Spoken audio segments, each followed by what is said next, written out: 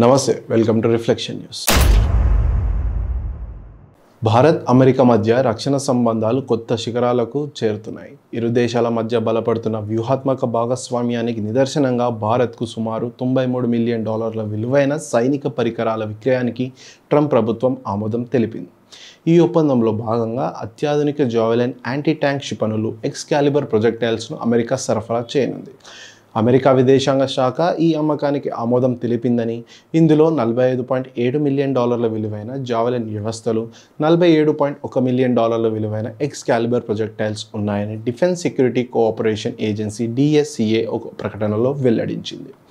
భారత్ మొత్తం 100 FGM, 148 javelin క్షిపణులు, 25 command launch యూనిట్లు, 216 ఎక్స్కాలిబర్ ప్రొజెక్టైల్స్ కోసం అభ్యర్థించినట్లు చెప్పింది.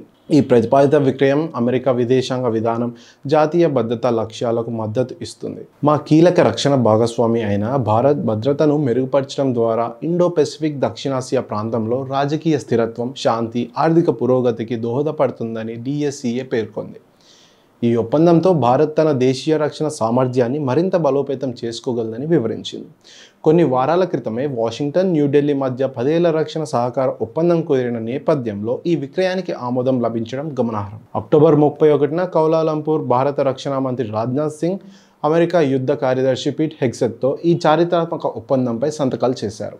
ఈ ఒప్పందం ఇరు దేశాల మధ్య రక్షణ భాగస్వామ్యంలో నూతన శకనానికి నాంది పలుకుతుందని అప్పట్లో రాజ్నాథ్ సింగ్ పేర్కొనగా, భారత్ అమెరికా రక్షణ సంబంధాలు మునుపెన్నడూ లేనంత బలంగా ఉన్నాయని హెగ్సెత్ అభిప్రాయపడ్డారు.